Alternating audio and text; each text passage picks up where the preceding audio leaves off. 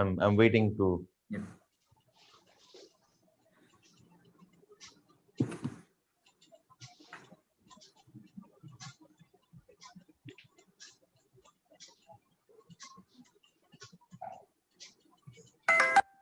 Yes, sir. We are live now on YouTube. Right. I will play the video and we'll start. Yeah. Yeah.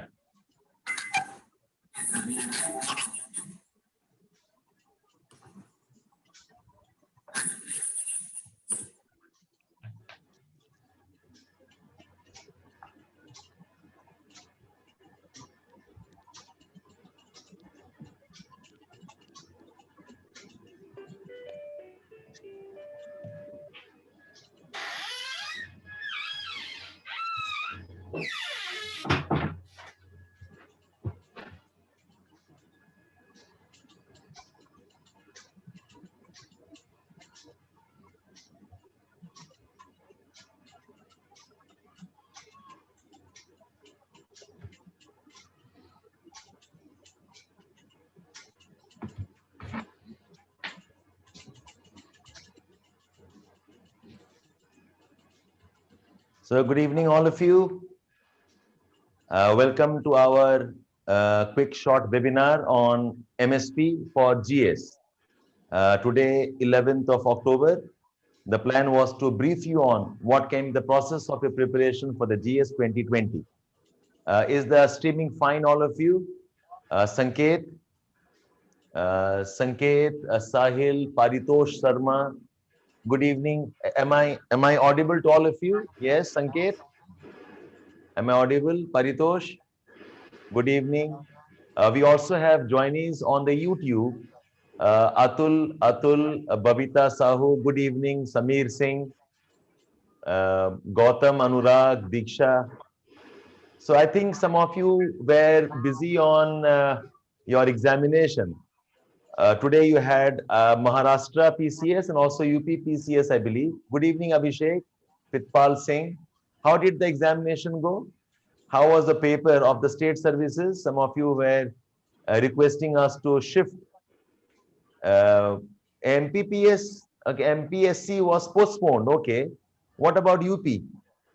What about UP? I think we also had UP PCS today, right? Not good. Sarvesh says not good. Ekta Gupta, good evening. Okay, so chalo koi nahi. Sometimes it does happen. You plan something and then something else ultimately happens. For the UP was good. Generally, the questions of UP PCS are more factual and some of them are very obscure also. UP PCS was, okay, fine, you say. Right, that's very nice. Okay, that's nice. So I hope all of you ultimately do well for the examination. Right then, we're just giving ourselves a couple of seconds before all the participants join in. Some of you are joining us from on the Zoom, and some of you are joining us on the YouTube. And we have the panel with us. We have the entire Edukemy faculty, the core faculty, who will take up topics of history, topics of geography, ethics. We have the teacher in history, in polity and governance. So we have all joined together today. We have Madam Ranu Singh with us. We have Dipshika Madam with us. We have Shivesh sir with us. We also joined by Dimple ma'am and Mr. Sunil Gupta. Gupta sir. So some of you have already met them earlier. Yes, we are all live. Ashwin Gupta, Umair Bhatt, Sanket Parwar, Preksha, welcome all of you. Purnima Singh, welcome, welcome. And we also have some attendants from YouTube coming in. Sarvesh Singh says the examination was very factual, UP PCS. I mean, it's a mix. Okay, so be okay with whatever questions they give you, but I hope you can do whatever you can from your side.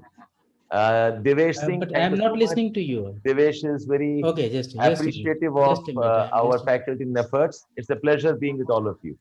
Right. So Yeah. Gupta sir has also joined us now. Right then. So today's webinar, I think we're just on time to start off. Now today's webinar is primarily on discussing how you can go about preparation for the main 2020. I believe all of you have given your prelims, right? You have all given your prelim examination, and good, bad, ugly, whatever, you have done your bit. Most of you, I hope, have done well. You are expecting to give the main examination, and that is why you all are here. discussing the strategy for the main examination. The main examination in month of January. I think January 8th is when you have your main examination. So 96 marks, Sarvesh. Yes, you can be hopeful. Last time the cutoff was 98, but then 98, you never know. Some questions UPSC always interprets differently. You can be hopeful, Sarvesh. Let's hope for the best. Do prepare for the main examination. Only audio, no video. Umair Bhatt says she cannot see. All the others have the same problem, or all others can see us? All the others can see us. Can you confirm this, please? All okay. Preksha says all okay. On the YouTube, can you see us? Can you also listen to me? All fine? Okay, fine. Umair Bhatt, in that case, you probably have a problem with your system. You can check that up. Right. Video and audio both are clear. Okay, so Yeah. let's get back to our brass tacks now. Edukemy. Yes, thank you so much. Thank you so much for confirming. So we have been joined by the faculty of Edukemy, the GS team of history, of polity and governance, of economy, geography, even topics of environment and ethics also. Plus, we'll be adding some more teachers eventually, but I thought these are the core teachers who should be helping you in the preparation. We have a nice mix of experience and youthful exuberance also. We have a nice mix of the young and old to give you a nice idea about the preparation and how the question patterns have changed, how the focus of the examination in terms of checking your insights have changed. So all of this, the team should be handling this pretty well. We have put up the team with a lot of thorough, thoughtful preparation. So I'm sure we'll be able to help you for the examination. Now, if I'm quickly trying to sum up what is the status of your preparation and the status of your readiness for the examination. So right now it is the month of October. Right now it is the month of October, October the 11th. Your examination is January 8th. So if you look at the time that you have, I believe December 15th should be the time by when all your classes should end. December 15th should be the time by when all the class engagement should stop and you should be focusing primarily on your own study. So if you look at the time that you actually have just about 2 months for preparation. You just have about 2 months for preparation, and 2 months, that is going to be about 8 weeks. I'm sure all of you are aware of that. Now, in this time, you have to prepare, okay, 3-4 areas. You must prepare your optional. You will prepare your GS. You must prepare your essays. And you also will go in for a lot of updation of the GS current affairs content. So this is the type of preparation you'll have to put in the next 2 months. So if you look at what happens in the preparation generally, there are 2 ways of preparing for this. One is your conventional test series. You have your conventional test series. The conventional test series include, okay, the tests that you give. You have got test discussions, and you also get to take home your scripts with your evaluations and the remarks. But what happens is these tests, generally what they offer is approximately around 6 to 10 tests. Is it right here, all of you? The tests that you join, what are the number of tests you are generally promised and the number of tests you are joining for? 6 to 10 tests, I believe. Some of them, I am told, offer also 16, 25 tests. Oh my goodness. Okay, 25 tests. The response is from Kritika. Okay, YouTube, do we have some responses there? What are the number of tests you expect an institute should give you? Okay, any case, even if I'm modest here, we're looking at how many? 12 tests. Okay. Now see, the point here is, if you look at the time that you have with you, you have just about 2 months or 8 weeks to prepare. So if you are giving anything more than 8 tests, you are giving at a short span of 4-5 days, 4-5 days. And I do not think 4-5 days is the right amount of time for any test. Ideally speaking, every test should be given only after 10 to 15 days of preparation, 10 to 15 days of practice, 10 to 15 days of revision, 10 to 15 days of answer writing, and then you go for the tests. So in the 8 weeks time, if you are giving anything more than 4 tests, I do not know how you're going to manage it. Okay, so if you look at the conventional test series, this is the problem that you have. You have just about 8 weeks with you, and anything more than 4 tests is going to be detrimental to your preparation. And remember, whenever you give tests, there are 3 things you should be doing. You have to revise your old notes, you must update your content, you have to write answers for practice, and you must memorize, and then you have to go for the test. And my experience in the teaching and the coaching industry tells me that very few of us actually do all of this. At best, maybe you revise your notes, but you do not update as much on your own. You do not do answer writing on your own. You are not even able to add much value in terms of how you can write an answer or how you can express your answers. You directly jump into the tests. So in these 2 months, what I feel is test series may not be the best option for you. Although there are a lot of options here, the test series may not be the best option for you to prepare. And as an alternative, we are offering you the mains support program.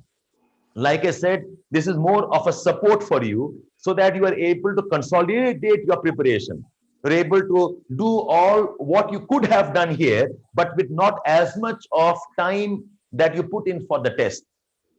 See, it's like this. I mean, if you look at the students who do qualify finally, these 2 months, you should be doing lot of self-study. These 2 months, you should be putting in lot of efforts in your answer writing practice. You should be updating things, and you have to give in as much time as you can for your own consolidation. If you run between tests, if you run between classes, if running between one institute and other institute, you cannot do all of this work, which is self-study, answer writing, and updation. That is why, as an alternative, we are going to offer you MSP program, typically main support program, that deliberately does not include tests. Because I feel at this time, particularly COVID time का जो lockdown है, test corrections is going to be very, very tough. Test corrections is going to be very, very difficult to manage. I do not know how some institutes do manage, but if I'm practical here, it's impossible to give you all the type of evaluation you need as a part of a preparation. So minus the test, our focus is that we will help you revise your content, whatever is important content, and we will do this through questions and answers. Question and answers. Now, if I look at your time scheduling, look at this now here. See, I believe all those were serious. Can you tell me how much time do you think you need to put in one day so that you can do justice to your preparation? Can you tell me, anybody? Can anybody tell me how much time you think you need to put in for 12 to 13 hours? And if I'm generous, maybe 14 hours, okay? 14 hours is what you have with you per day. And this is probably a bit on the higher side.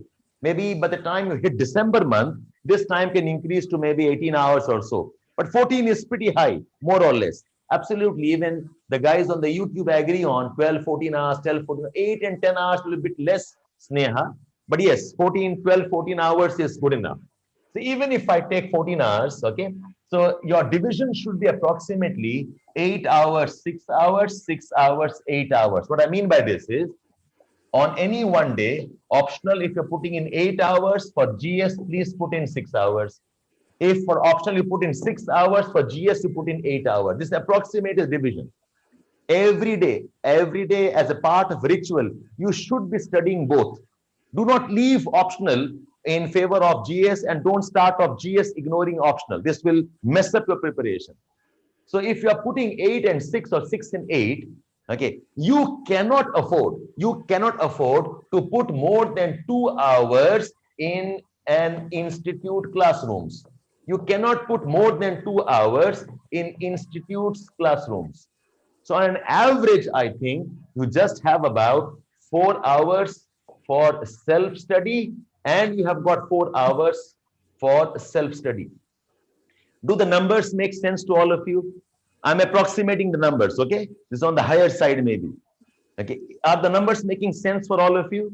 If you're putting in approximately 14 hours, where you divide between 8 hours optional and 6 hours GS, or 6 hour optional and 8 hours GS, at this kind of a division, you cannot afford to attend classes more than 2 hours, or you cannot afford to attend any session more than 2 hours per day. If you do this, so 2 hours, आपका 4 hours already जा चुका है per day. If you put in more time than this, you are going to impact your preparation. So you have got 4 hours for self-study each. That is the minimum that I think you should be putting in, or maybe maximum you have to put in here. Which means in this type of a pattern of preparation, your conventional test series is going to be very, very difficult. You need a modified approach, and that is what we are trying to give you under main support program. The main support program is entirely based on question answers, where we have framed questions, and we're expected, we'll discuss the questions with you. Okay, every day in the mornings, we will post 4, 5, 6 questions for you, and the evenings, we will have the discussions. And deliberately, we have tried to adjust this according to overall preparation. So if you have joined, our program, we are offering MSc for optional geography. We're offering for optional sociology also. We're offering this for GS. We're offering this for essays. And the timing will be such, you can do justice to all of them. Essays ka bhi, we're offering like a test series.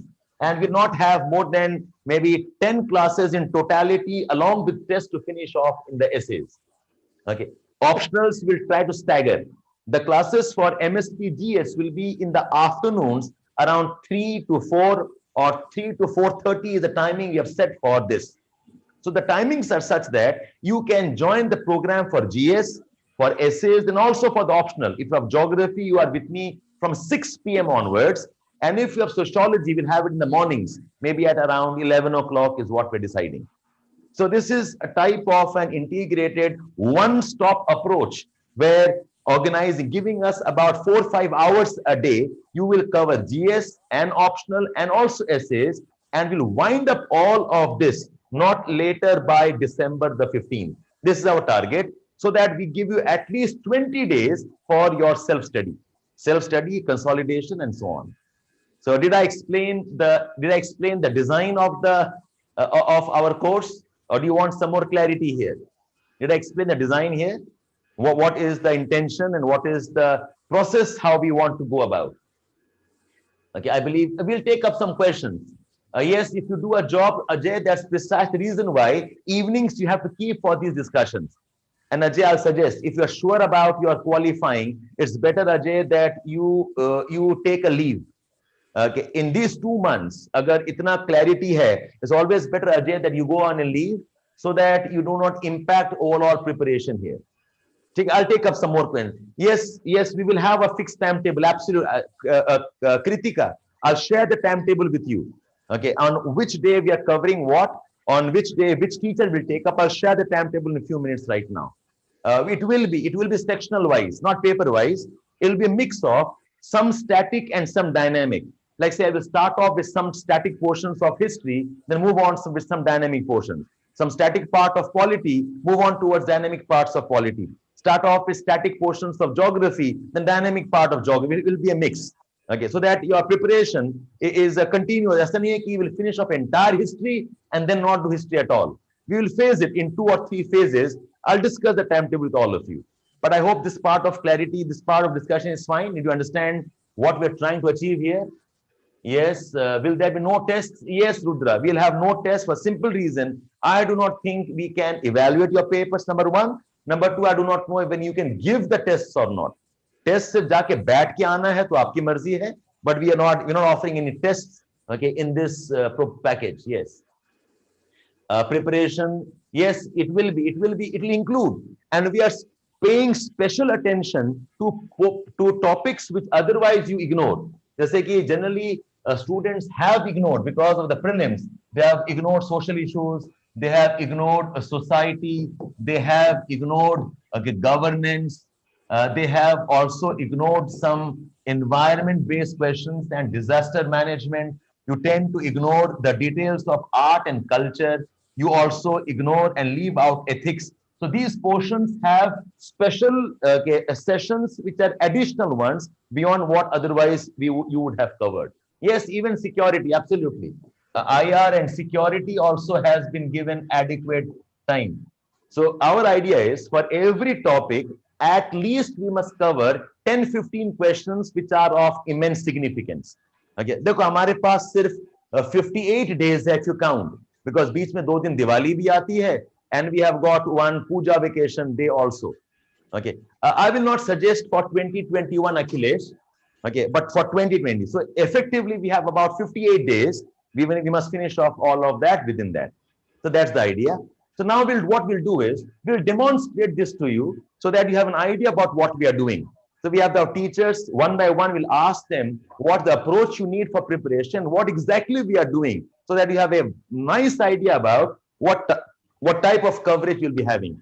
So I think I'll start with the geography, which is my subject, okay, which I think I'm biased towards. So Dipshika madam, who will assist you on that, she'll tell us. Dipshika ma'am, can you tell us quickly, what do you think should the approach for geography preparation and what type of answers will be supporting them? By the way, all the students who are aspirants, if you would have been part of our earlier initiatives, we have launched one, what's called as Ease Your Mains, EYM, during the COVID break times. So we have taken up some model answers from that program to tell you exactly how we go about. So Dipshika ma'am, please take on and can you explain our students how they can approach geography? Yeah, please. Yes, sir. Thank you, sir. Hello, good evening, everyone. So with geography or with any answer, first of all, every student will know that they will need a body, they will need introduction, they will need conclusion. So you have introduction, you have a body, and you have conclusion. What is the problem is that they don't understand what they have to write and what they don't have to write. So the first thing in terms of geography is that the question that is asked, you should understand the intent of the examiner, right? So first you have to understand whether it is actually asking you to comment on any general view or it is asking you to specifically comment on something, right? For example, you have a question like assess the impact on coral reefs, and you are introducing coral reefs, and after that you have just explained the types of coral reefs. So that will not help, that will not serve the purpose. So what you need to do is you have to properly whatever you are framing your answer around, you have to keep it to the demand of the question. So that is the first thing. So what we will do in the discussions also, we will give you a lot of dimensions in questions only. That first of all, go and understand the question so that you don't mess up with your body part or the conclusion part. So that is the most important thing first that you have to do, right? Because anyone can write any answer, but you have to be understood before writing any answer that what are the requirements of these question that is requiring. The other thing about geography is that you have to mention a diagram, you have to mention a graphic. That is the most important thing, that you have to do it. You mention introduction in like 2-3 words or 2-3 sentences, and then you have to go on to the maps, the graphs that you can add on, and then you have to move to the body. For this, I can show you some examples. I will share the screen with you. Fine. Okay. So can you all see the screen? Are you able to see the screen?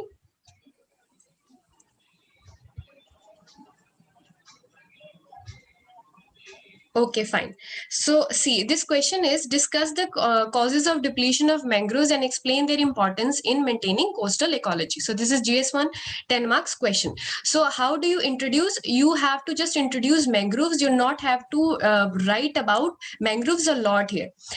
Fine. So how do you introduce? You introduce in 1-2 lines what is a mangrove, and you can add some data. So if you have a data as well as you have some definition, that will be perfect. So 4-line introduction. The next part is that how you actually explain, how do you bring in the graphs. So in this question, you also see one thing, that it is not mentioning that you have to talk about the mangroves of India, right? It has just said general statement, depletion of mangroves. So this is the smart part that you have to understand, that most of the students actually focus on the Indian aspect and they would have drawn an Indian map here, right? But you don't have to go for that. So this is a world map that you can draw, and you can also have also mention what is the requirement of the question, that is the major threat to mangroves globally. They have mentioned the major threats in the graph. So this is how your answer should look like. So this is the introduction, and this is the part that you can add the graph or the map here, right? The second part, the body. So the body is the main the main area that you have focused. So the area is that, have you understood the question or not? So the body is about discuss the causes of depletion of mangroves and explain. So you have two parts. You have to discuss the depletion and you have to explain. So you will start with causes of depletion. Okay, you have mentioned it with subheadings. You have to use the subheadings because you have to highlight your answer. So you can use the subheadings and you can then also underline. I will interrupt for a few seconds, Deepshika ma'am. Now, Yes, sir. students, see, what we want you to note here is that we are trying to show you how answers can be a mix of bullets and sentences. We are not teaching you this particular question. A lot of students have a problem. Okay, sir, what does the answer look like? What does the write-up look like? What does a good short answer in limited words look like? This is what we are trying to show. So rather than looking into the concept called mangroves, you please notice how the answer is written in 2 sentences with bullets, how we have just 2 or 3 lines of introduction. This is the idea of MSP. We're trying to demonstrate to all of you how an answer in geography should look like. Deepshika ma'am, can you show us 1 or 2 more answers if you have, so that Yes, they sir. can have an idea about what exactly we will be doing? Can you show them, please? So for example, this is one question: what is water stress? So obviously this will demand some definition. So you have given the definition of the water stress, and this is with respect to India. Okay, how and why does it differ regionally in India? So if you are adding any statistic or any data, mention it. Basically, for example, you can use Niti Aayog's data. So it has an index. You can mention that. So this is 4-line introduction again. Then you have to move towards the other part of that is the important part: how and why it differs. So it is actually varying. So in varying, you will bring in the geography. That is why you have the geography question, right?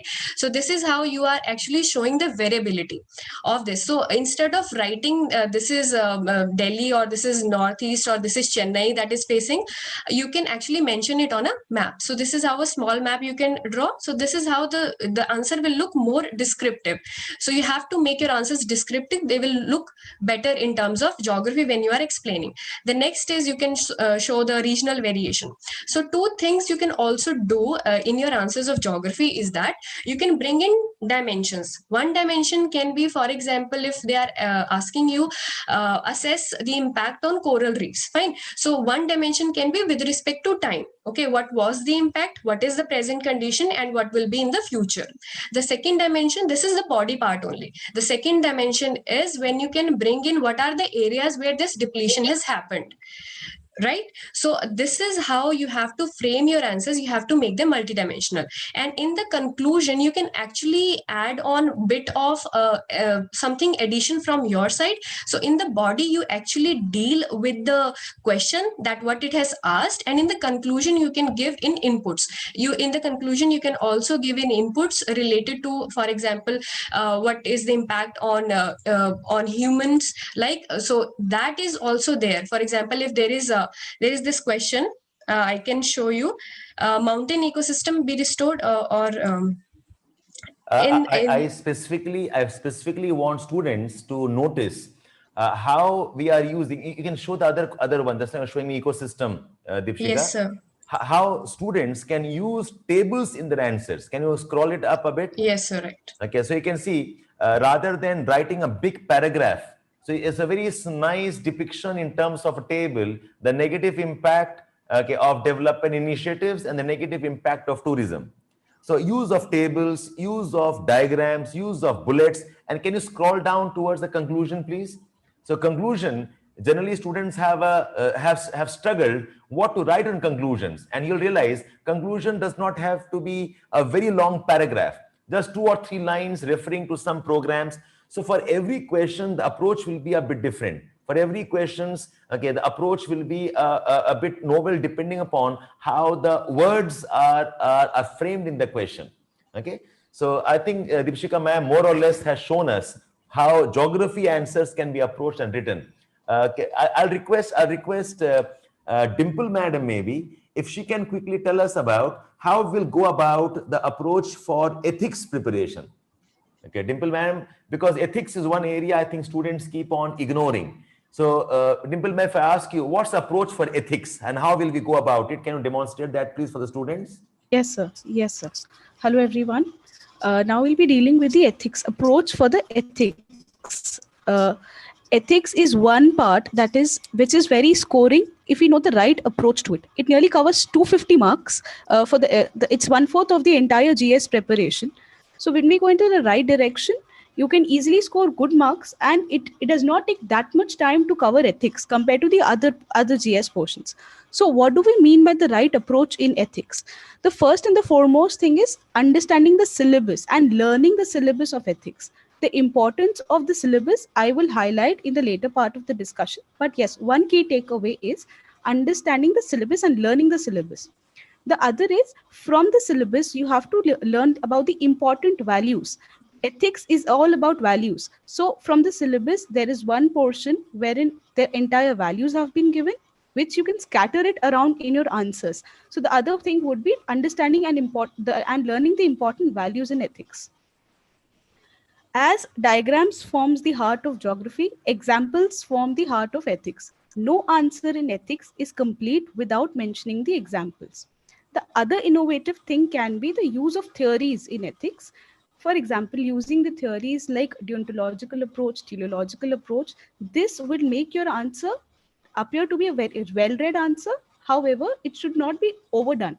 Nearly only about 25% of the answer should be, theory should form only about 25% the part of answer. Otherwise, it becomes too technical and content heavy. Focus should be more on examples rather than theories.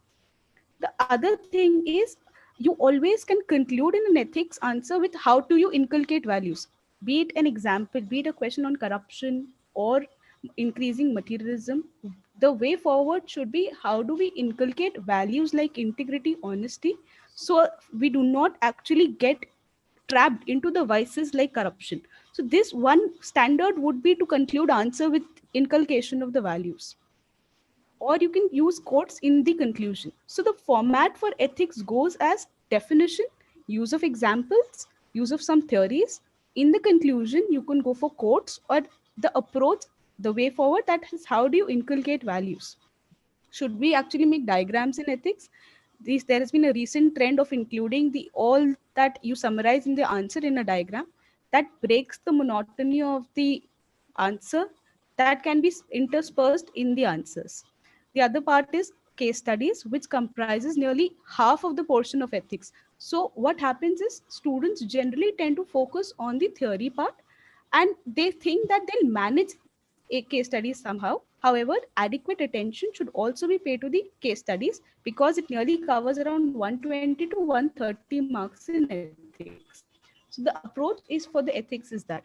Now coming on the use of terminologies of ethics, let's understand this by an example.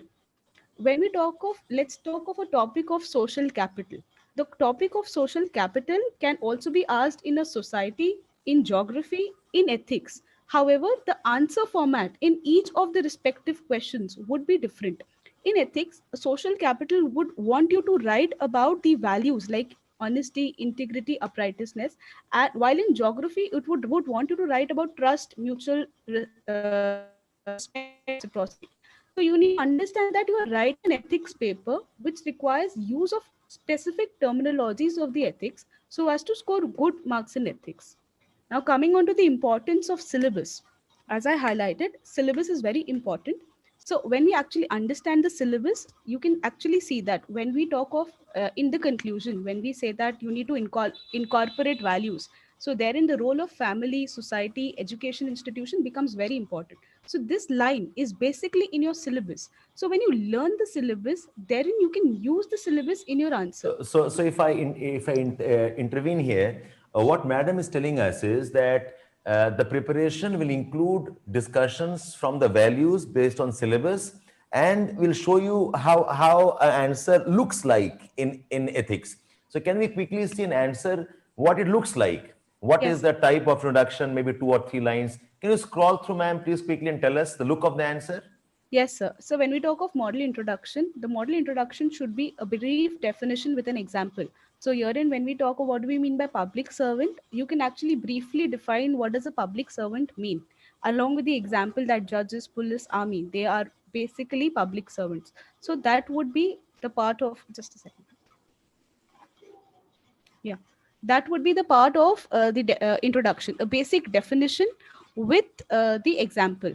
Then when we talk of the use of diagrams in ethics, therein you can see this one diagram wherein we've tried to highlight what are the values upholded by the public servants in the brief and in in the short synopsis, you can say that okay, these are the values upheld. So even if the examiner looks at the diagram, he understands that you know what are the values upheld by the public servant. This is the purpose of the diagram.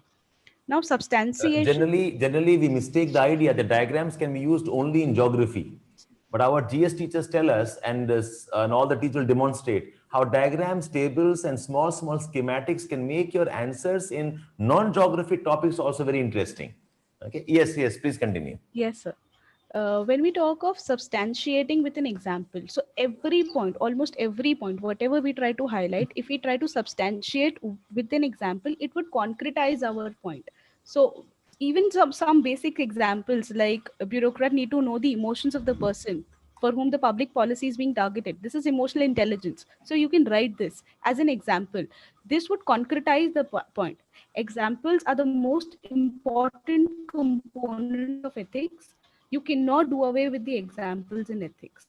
Now, coming to the conclusion, as I've highlighted before, how do we conclude in ethics? You can use two things. You can either use how do we actually inculcate the values so as to become more ethical society, or you can use some quote, for example, by APJ Abdul Kalam or some other luminaries who to conclude your answer. How do we go about case studies? This component would be covered in our MSP, and I we think look I forward. think case studies is at the heart of ethics paper, more or less. Yes, So sir. we'll keep some secret sauce with us. We'll invite you to join us. We'll teach you more in that. Thank you so much, Dimple ma'am. That was very enlightening. Okay. Can I request Ranu madam to discuss the approach for economy, madam, please?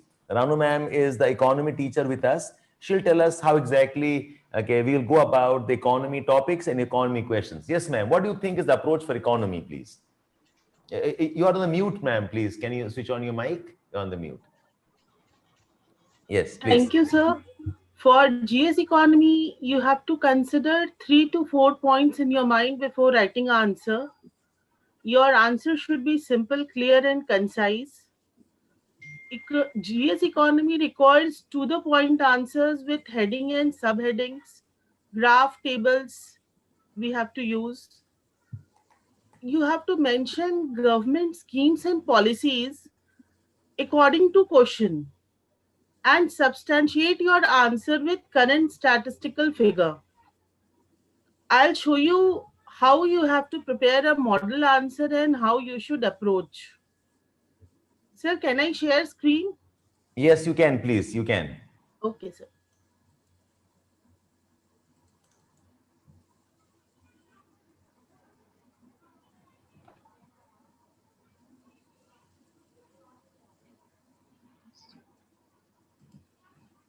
Are we having a problem sharing the screen? Yeah, it's, I think, fine.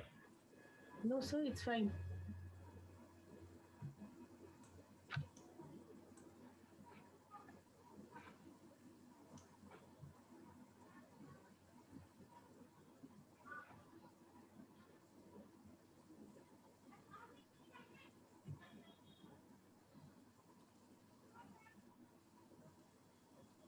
The approach for economy Sir, will be different. Do pay attention to what ma'am tells us.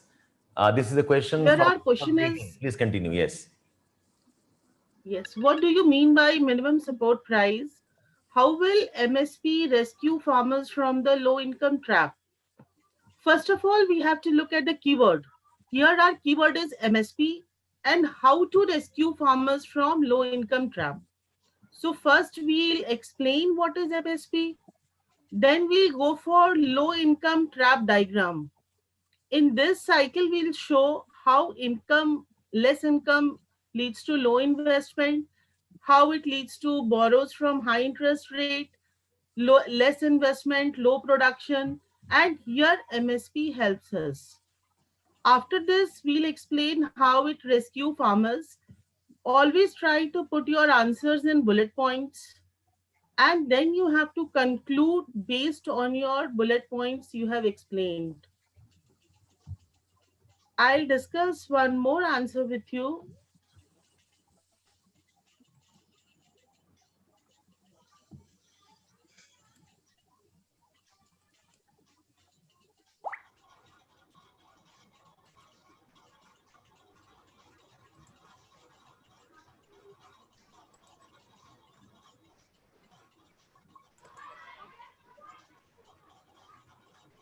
We have a bit of connectivity problems, so that's okay. Madam will Madam, can you continue? It's taking some time, I think.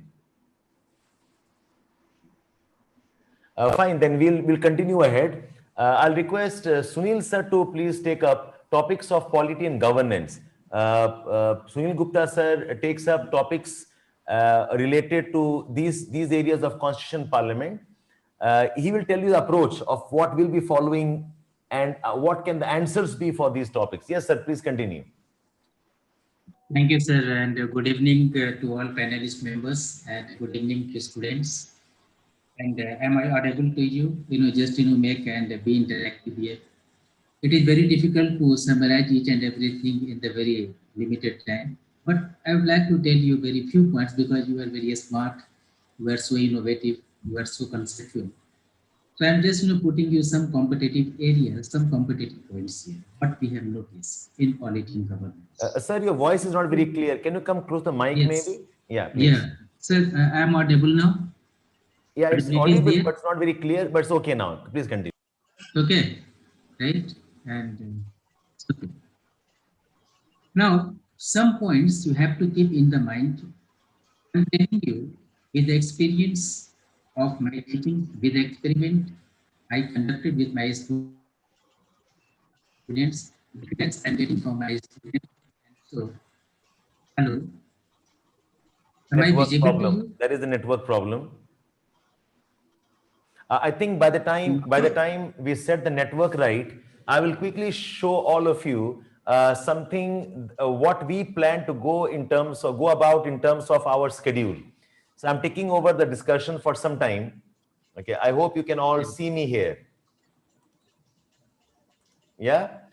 Now I'll share our screen with you, where I'll show you what our program looks like in terms of the days that we have allocated.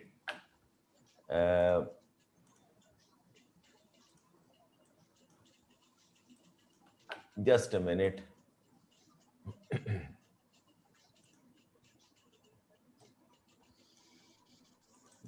So this is the detailed schedule. So we are starting on 20th of October, and our first topics will be modern India. Shivesh